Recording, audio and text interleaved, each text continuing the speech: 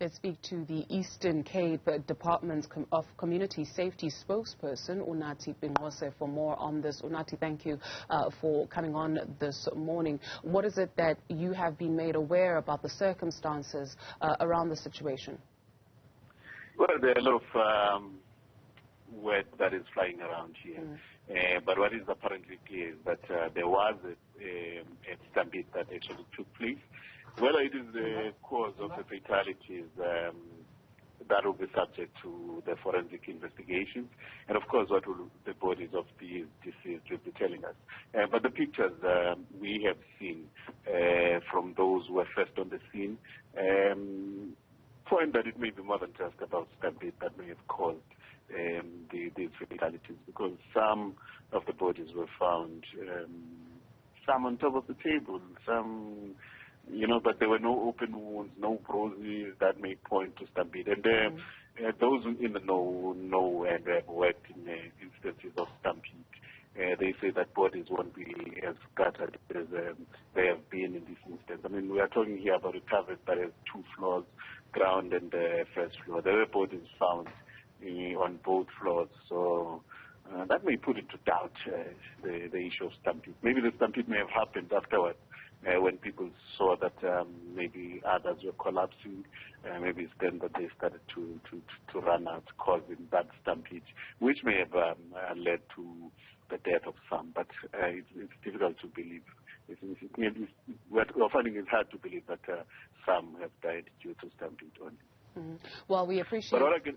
Please finish your thought. Right. What I can tell you now, I was just going to paint you a picture of what is happening right here now. What we are battling with is to get those bodies out of that tavern now, because that's the major challenge.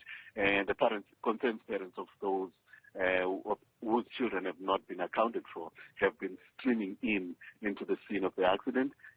But thankfully, the MEC for Community Safety has spoken to them, asking them to rather go to the mortuary where the bodies will be, because this place here is a crime scene, and we cannot allow people to walk into that place.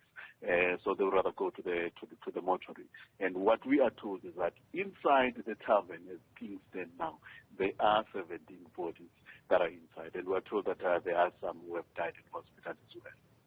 Well, we appreciate that this is a developing story happening in the early hours of this morning, and some detail yet to come. What we have been hearing, as you said, there's a number of stories that are flying around. We understand that these are young people who allegedly were celebrating a pens down, even though we're yet to see June exams get underway. What do we know about the ages of the 17 people that were found on the scene? Certainly, we are told that some are underage. I mean that they are under the age of 18, and that's not a legal age to be in tavern or an alcohol outlet in South Africa. But certainly, those who have been inside are telling us that just by looking at the bodies of those who have deceased, some are certainly under the age of 18. Yes, we are told that it's been pens down, and I question that. We are told that it's also been masks down. As you know, that not so long ago it was announced that the wearing of masks in South Africa is no longer mandatory. So there are those stories that are flying around, that it was also a celebration of the mask down kind of thing. There was also a birthday for 2 of the DJs that are normally playing here, which led to the unprecedented numbers of those who came into this tavern. So it just couldn't handle the number of people who came in last night to come and enjoy themselves. And certainly more than 17 of them have passed on in this incident. You mentioned that you are on the scene and those bodies have not been removed. What is it that you can tell us in terms of what you are seeing, right? Are there forensics?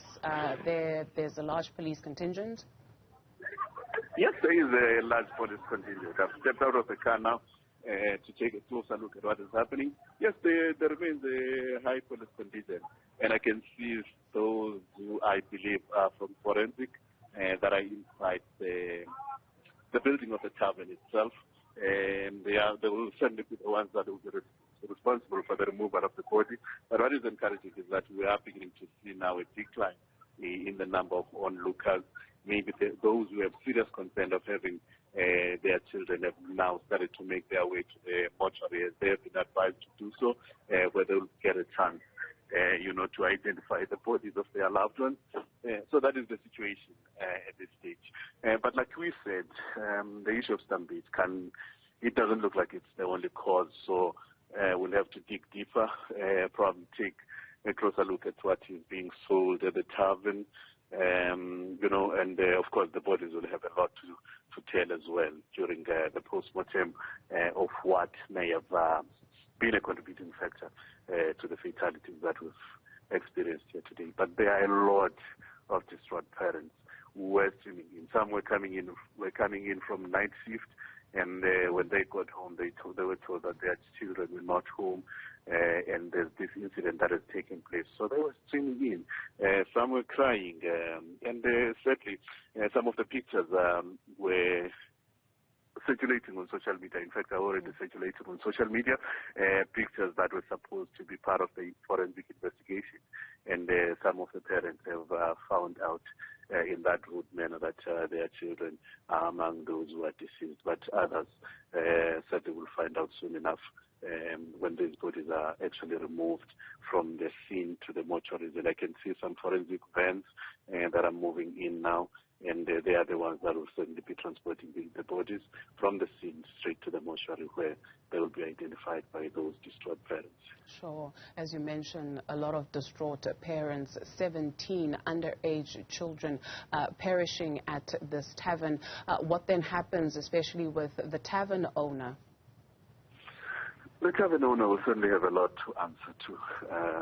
The issue of licensing will have to be looked at, because the first calls we got is around 4 o'clock in the morning, and I got here at around 5 o'clock.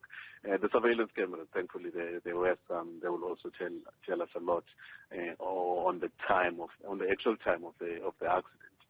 So we'll be looking at those things, and like I said, the owner will also have a lot to answer to give us an explanation of what may have happened on the lead up to that fateful incident. Of course, there are quite a few distraught patrons as well, very young as they are, but of course they were advised to go to.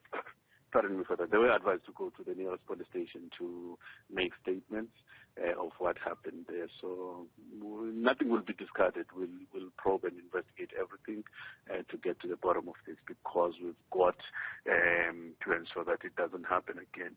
You see, now we're coming to the really, really sad part of this story. As these mortuary vans are moving in, I've counted about 7 of them that are driving towards the scene. So we are nearing, the removal of this story from the scene to the mortuary where the bodies will be identified. Unathi, is this the exception to the rule, particularly young people who visit taverns? In this case, you have a tragic incident that took place where 17 young people lost their lives. But is the department aware of, this happening widely, where young people patron at taverns? Look, it's very disturbing. It's not acceptable at all. And it comes barely a week after we released Crime Stats, and where it was revealed that alcohol is a major contributor to crime in the province, but we didn't realize, we never would we have thought that we'll wake up to something like this. So when we were releasing the stats, it was more than just about revealing the numbers. We also had an imbizo where we invited parties that are role players in the crime fighting in the province. And the liquor board was also part of those discussions. And the issue of alcohol abuse in the province is another thing we looked at. The issue of licensing and the issue of enforcing those licensing conditions is another. But I think we also need to take a collective responsibility as the people of the Eastern Cape, parents, us as the department, the police, and of course tavern owners as well. The fact that we had so many young people, underage people who had flooded the tavern, points fingers to all these parties that I've just counted, from parents, tavern owners, and possibly government as well, to we need to look ourselves in the mirror and see where we can improve to avert things like this from happening, especially when they happen in the wee hours of the morning. It is a serious concern that you have so many young people not being at home at that time, and not being at home, being at a liquor outlet. That's something of serious concern. So, it will take a collective responsibility from all of us to ensure that something like this doesn't happen again. Well, we appreciate that you do not speak on behalf of the police, but given that you are on the scene, what is it that you are hearing, especially in terms of criminal charges possibly being laid against the tavern owner? We are not at that stage at this moment. As far as I know, working with the police, an inquest docket will be opened because people have died, and then whatever else transpires will be taken from there. But an inquest docket has certainly been opened, and if there's further evidence that there was foul play or something else, further charges will certainly be pressed. Unathi Binqose speaks for the Department of Community Safety in the Eastern Cape. 17 young people losing their lives after visiting a tavern overnight. That incident being reported at about 4 a.m. this morning. Some distraught parents, some who came from night shift, coming to hear the news of having lost their children.